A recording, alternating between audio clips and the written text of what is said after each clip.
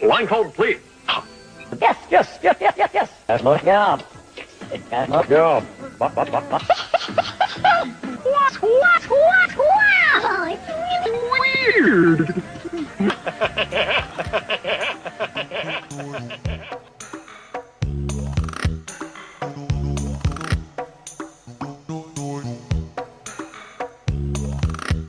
Hello and welcome to this episode of Bite High No Limit with me, Carlos.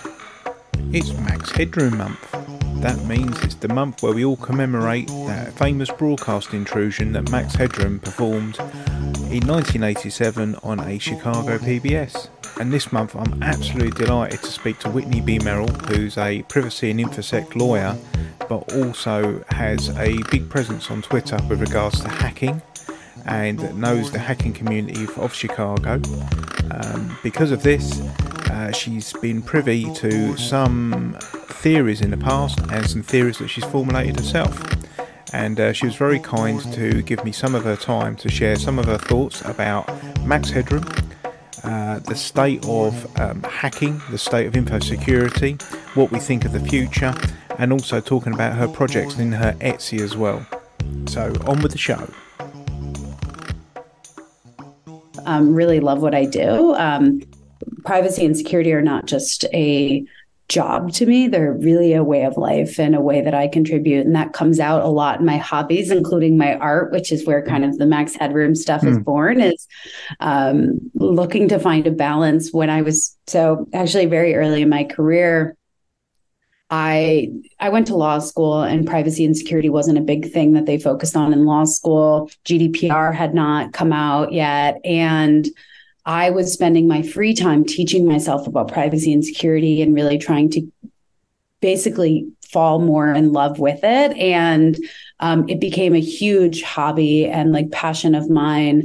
I knew it was what I was meant to do. And then I actually got a job doing privacy and security. And then you find out you're spending your day doing the work, and then you're spending your evenings doing your hobby, which are the exact same thing. And so as a way for me to kind of not burn out on the two topics, I started exploring ways for me to have an artistic avenue to kind of stay connected to privacy and security, but also still like not be reading like legal articles or security articles all the time, even in my free time, give myself a little bit of a work-life balance, which has helped.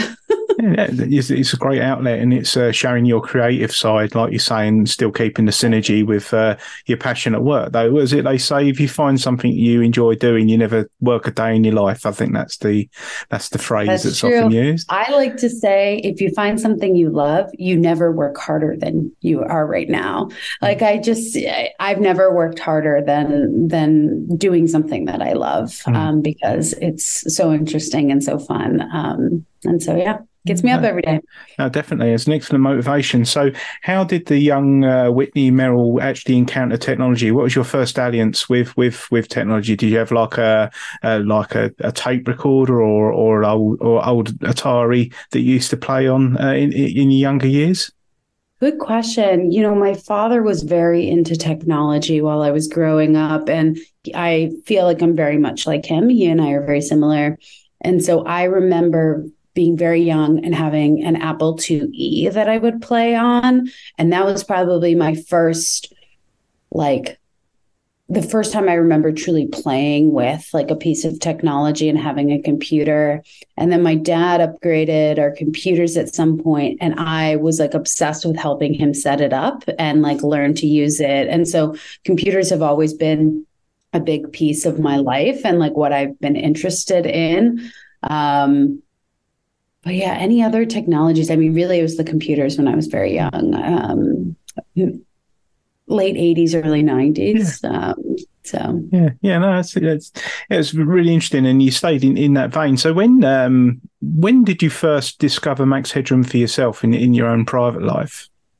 So I had always known of the show. Like I remember like just being aware of it, like even at a pretty young age. I was very young when the Max Headroom incident happened, but the show I was aware of when I was young, but I hadn't really watched it until my adult life. I became aware of the particular incident of Max Headroom when I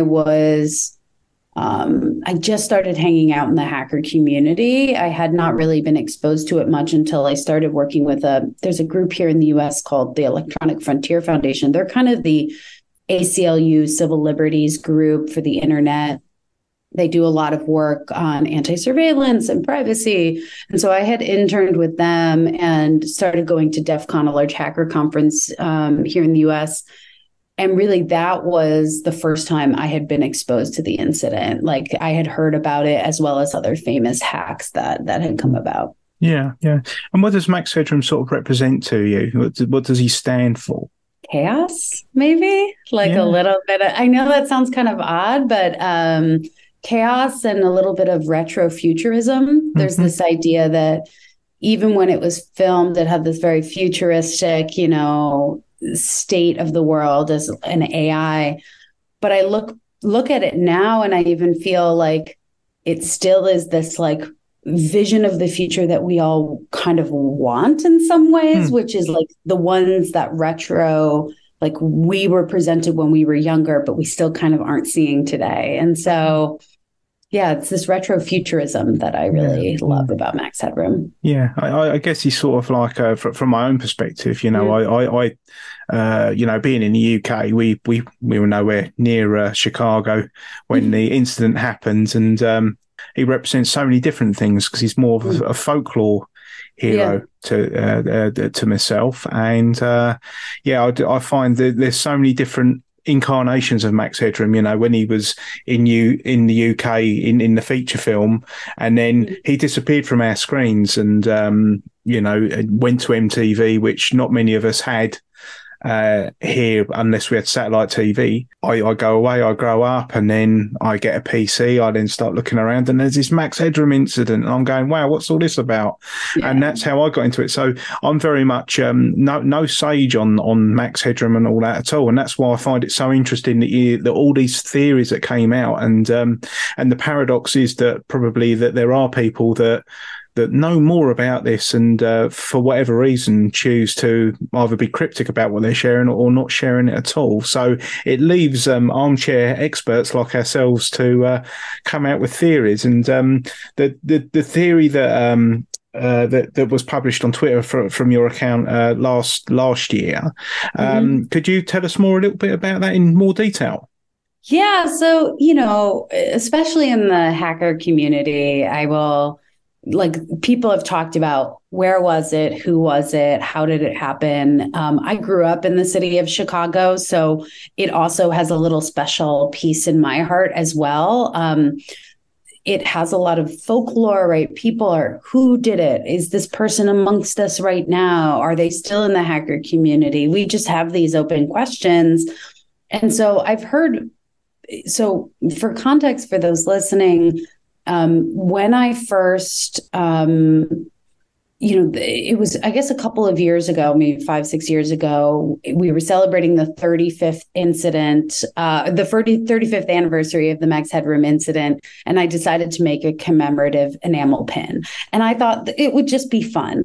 And it was widely more popular than I had ever expected. I made some stickers as well. And as a result of being known for making this enamel pin, people have come up to me and told me all sorts of theories and stories and where they've gone. They've explained to me what they think is possible and isn't possible. And I've kind of just been this recipient of all these lores, as well as, someone who's curious myself. And I'm by no means a technical expert in the equipment that existed at this time or broadcast signal intrusions generally, which is the type of hack that led to the takeover of a broadcast of Doctor Who. But yeah, it's so basically when I was tweeting about a particular theory, I had heard a really interesting theory from someone who also grew up in the city of Chicago and what they had potentially have heard when they were younger. Now, kids are lore. And so I just thought it was one of the more interesting theories, and I wanted to share it with the internet. I've received a lot of feedback that it's technically not possible, but part of me doesn't even care, because I think the story is part of the joy of what makes it live on every year, and why we want to buy an enamel pin or wear one to recognize the incident that happened in 1987. There's just not enough hours in the day to read the Reddits on it and all that. So that's why your one really caught my eye, because although you could say you could drill down and like you say, you could probably deconstruct your own theories, or there's plenty of people on the internet who would offer that for nothing.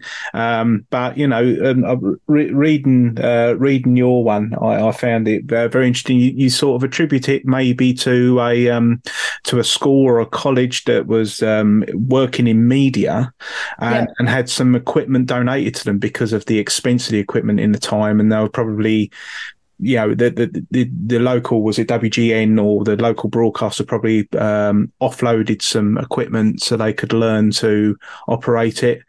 Yeah, I mean, so part of, for those who haven't seen this, you can search on YouTube, Max Headroom's broadcast signal intrusion, and the YouTube videos of this happening will come up. And what you'll see is there are two general clips that happen. One is a clip that interrupted, I believe, Doctor Who, and then another one. Last night, someone broke into regular programming here on Channel 9 and on Chicago's public broadcasting station. As Larry Roderick reports, the first interruption took place during last night's 9 o'clock news.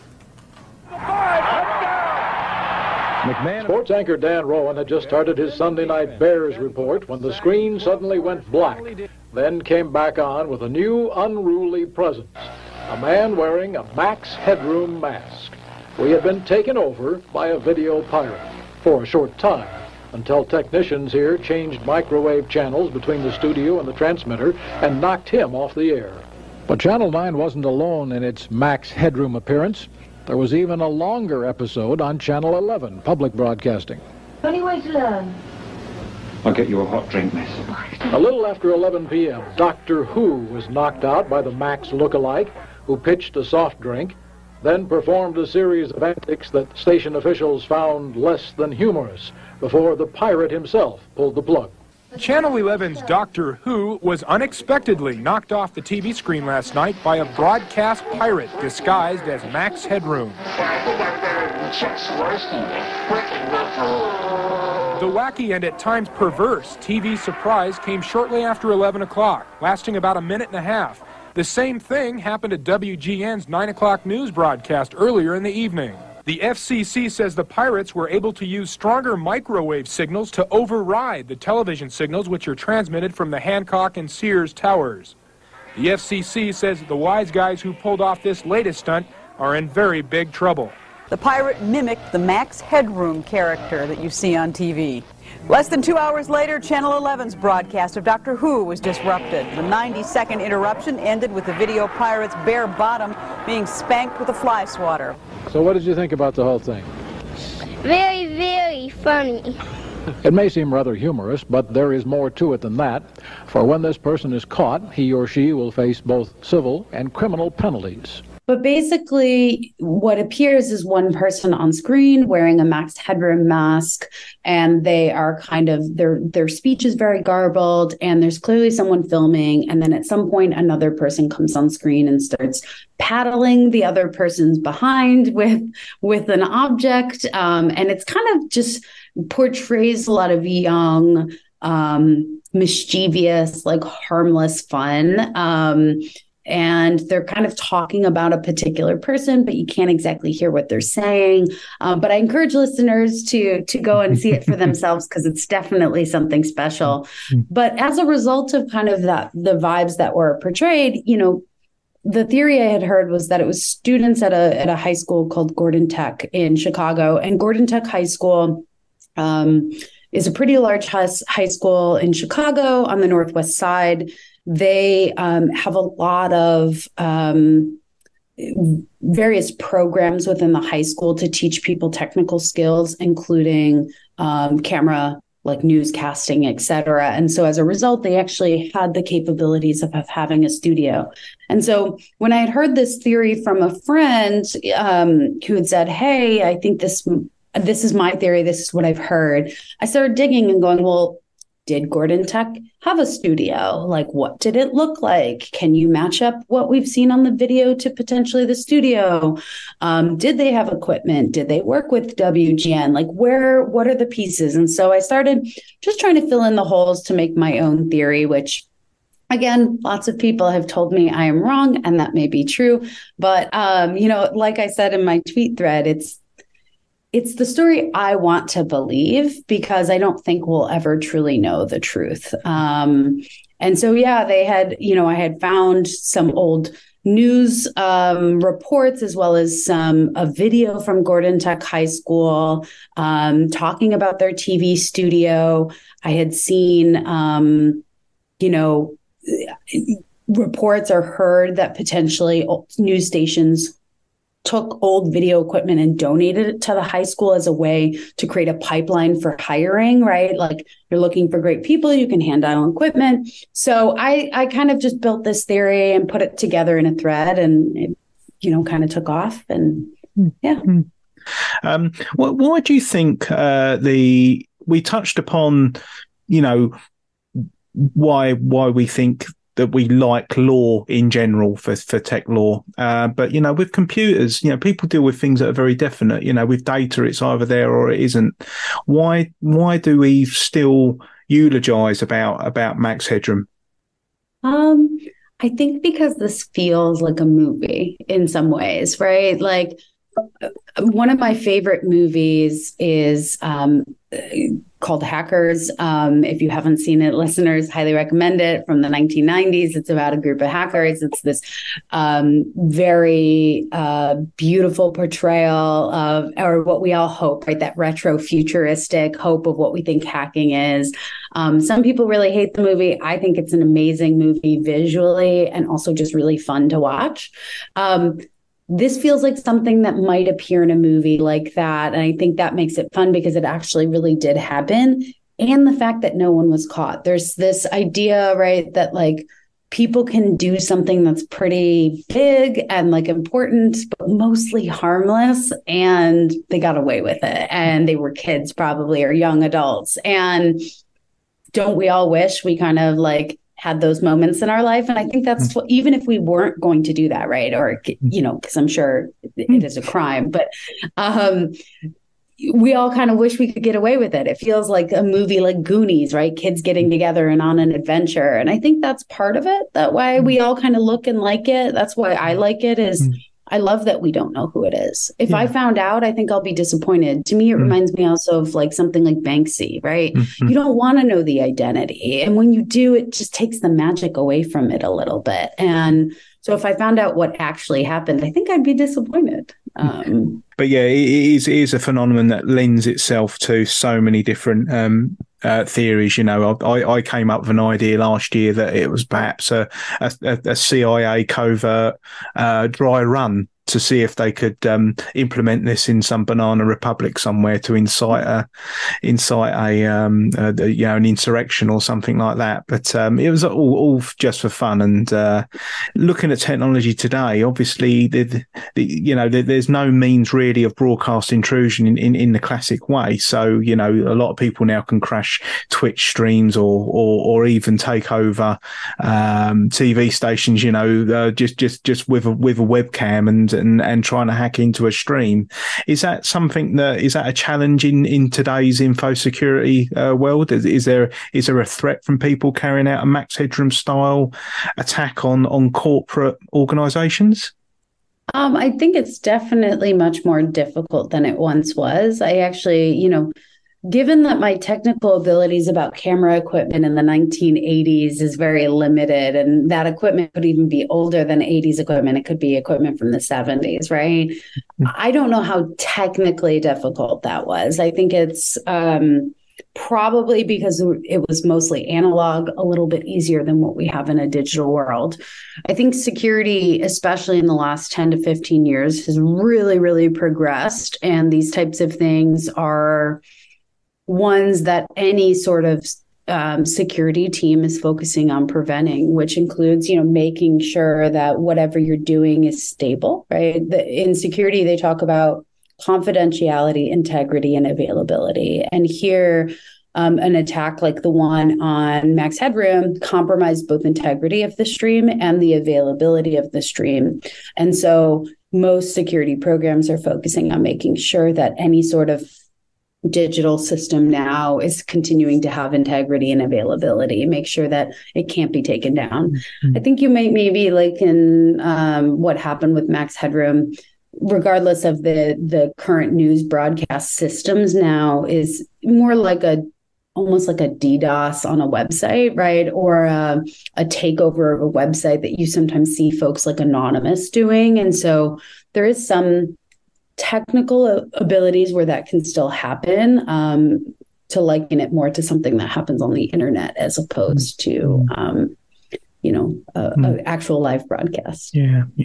And I guess the Max Headroom incident was quite an important thing to happen, because once it had happened, and like with incidents like the Captain Midnight as well, it sort of gives lessons to everybody on how to tighten up. So that's probably why they were so great when they happened. And some dry clothes. These are Whitney Merrill. Checks worse than Whitney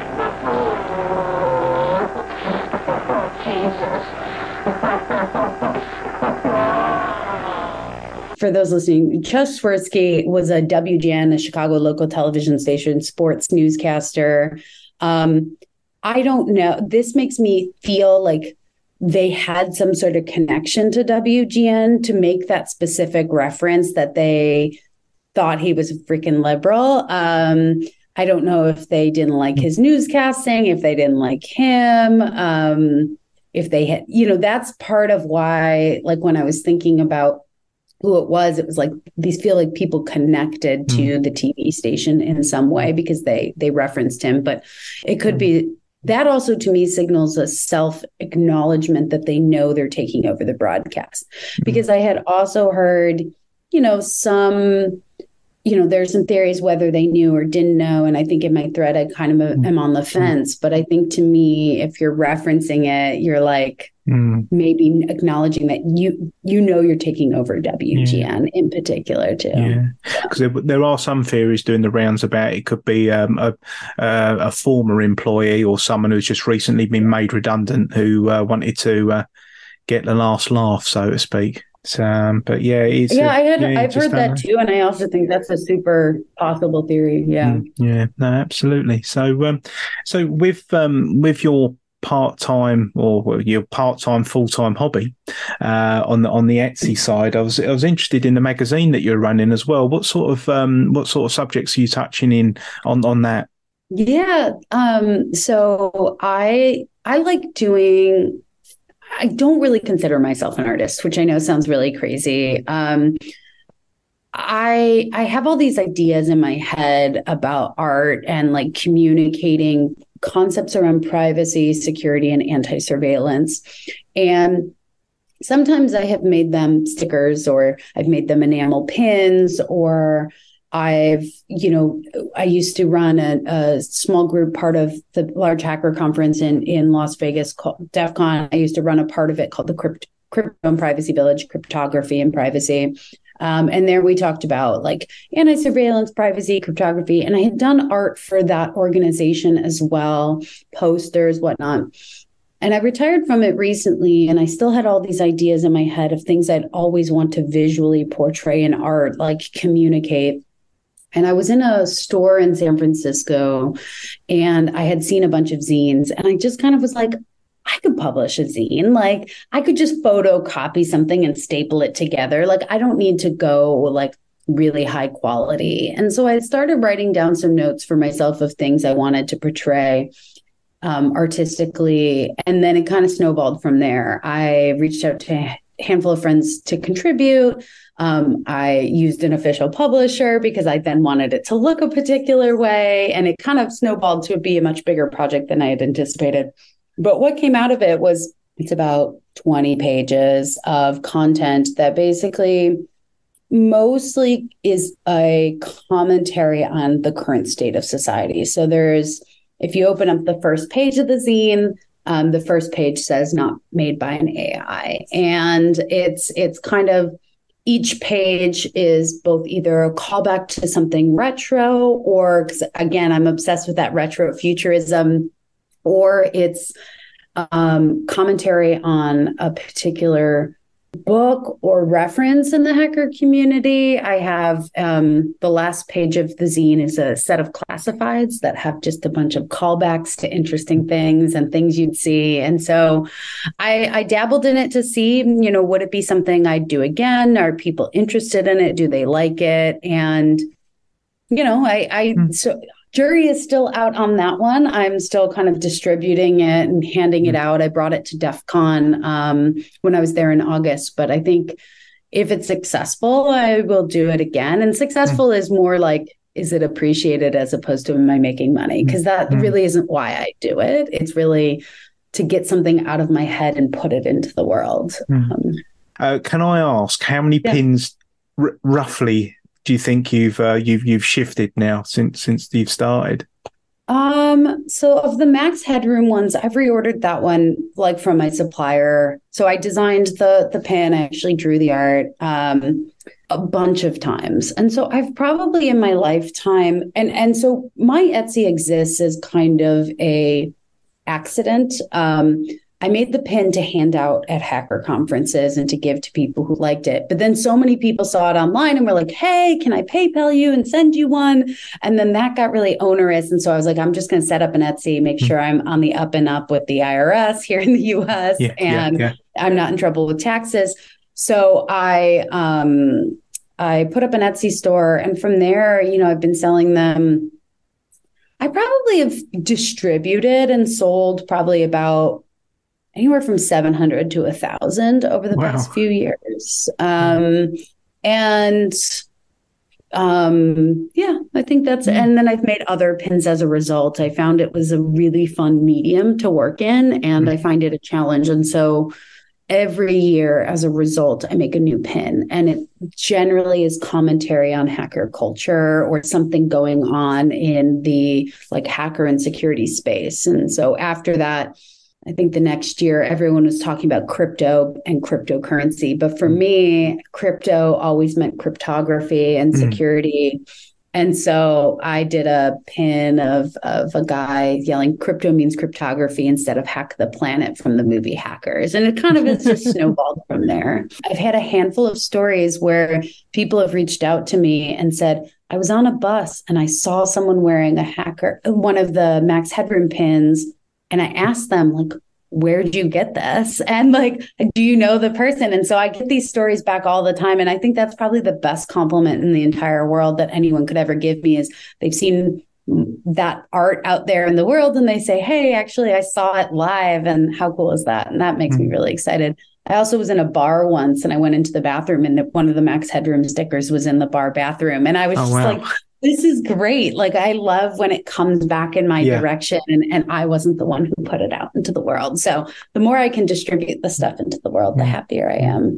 Well, you sounded very modest in saying you're not calling yourself an artist, but you have to be an artist if somebody else calls you it. And I'd say you certainly are an artist. So that's definitely perfect. You. Yeah, that's great.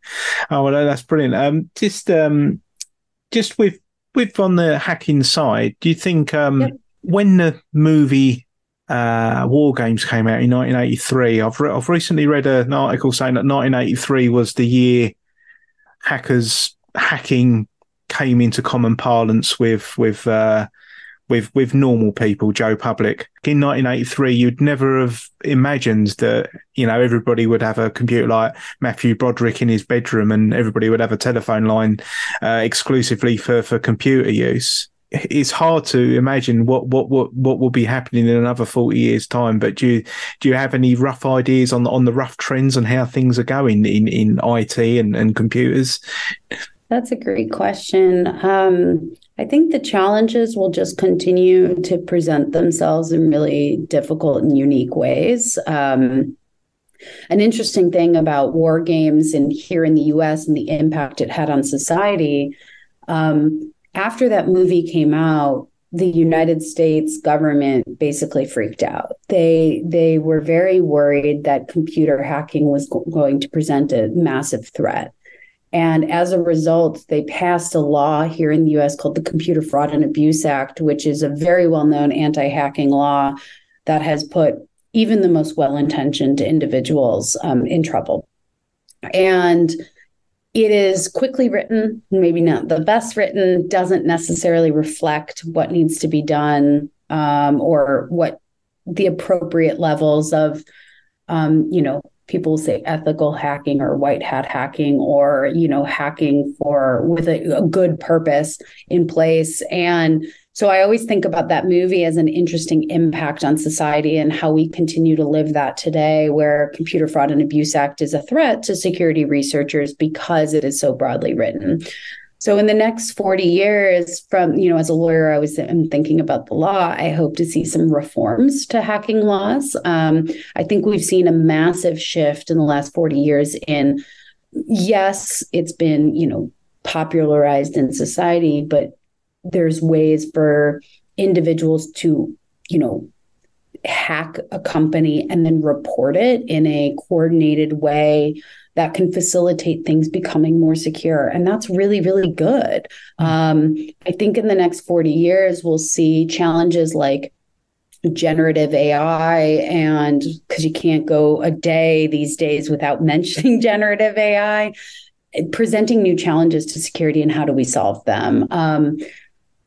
I think we will benefit, hopefully, I hope, from systems being designed from the ground up with security in mind, as opposed to, in the last 10 years with security being more popular, you have systems that already existed where they weren't thinking about security and you had to retrofit it or you had to migrate. And so what will that look like? I also think it's becoming a popular tactic and method for nation states as well as activist groups, and we'll just continue to see it being tested. As a privacy individual too, if hacking, like to expose personal information in particular, doesn't get better, which I'm not sure that we will see a world where it's impossible to hack something, right? If it exists, it's hackable. Mm-hmm. I think we have to move to a world of people shouldn't have the data, right? And this is popular, especially in the EU, but here in the US, it's a lot harder to say data minimization is important. You can't just collect everything. And so I hope in the next 40 years, we see a lot less data collection and thoughtfulness around it so that even when hacks do happen, the impact on the individuals is minimized. There are regimes, especially here in the US, the EU in general and the UK have rejected, where, if you consent to giving your data or you can sell your data and you're making a choice. I'm not sure those things are ones that we can rely on anymore because we don't know the harms that will come from a hack or the misuse of that data, especially as we see AI being leveraged to mimic people's voices and images and writing styles. And it makes us wonder, how do you prove that someone is the person that they are? Identity verification. All those things are interesting pieces in security and privacy that I think will continue to be things we talk about in the next 40 years, maybe solve for. Thank you very much for, coming on today. It's been absolutely brilliant. And it's been well worth the wait, Whitney. Thank you very much. Oh, it's been an absolute pleasure. Thank you so much for having me. And to anyone out there listening, if you have theories, please, by all means, share them with me. I would be more than happy to hear. Or if you have feedback, anything, I'm always all ears. And yeah, thank you so much for having me. I really appreciate it. Well, thanks again to Whitney for appearing on the podcast and sharing her thoughts about all things Max Headroom and hacker culture. It's been an absolute privilege to have her. And if you want to give Whitney any feedback at all, you can get her on X at WBM312, or if you're on Blue Sky, you can get her at WBM312.bsky.social. You can also find more about Whitney on whitneymerrill.com. And if you want her Etsy shop, go onto Etsy and search The Garbage File.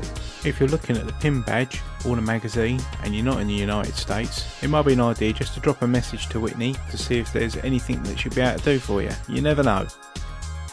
Housekeeping time now. Remember, you can always share and like the show, go on the YouTube, hit the subscribe button, etc, etc. If you wanted to buy me a Ko-fi, you can do that on ko-fi.com/bitehigh. Any money donated just really goes towards offsetting the podcast hosting costs and maybe some promotional materials. Thanks as ever to the people who have already bought me a Ko-fi, it's very much appreciated. You can also find my profile on Linktree, where you can hit the buttons to either join the mailing list if you're not in the Twitter loop or the Blue Sky loop and you still want to find out when these come out, or you can subscribe to the podcast and you'll get automatically notified when any new ones come out. You can join the conversation at Discord and give us some feedback. The theme tune of this Bite High No Limit podcast is made by Mr. Nisness, where you can find him at YouTube at Mr. NISSNESS. Bite High No Limit is presented by me, Carlos, and is a Bite High No Limit production. I hope you enjoy listening to these as much as I do making them. And until next time, keep it blocky.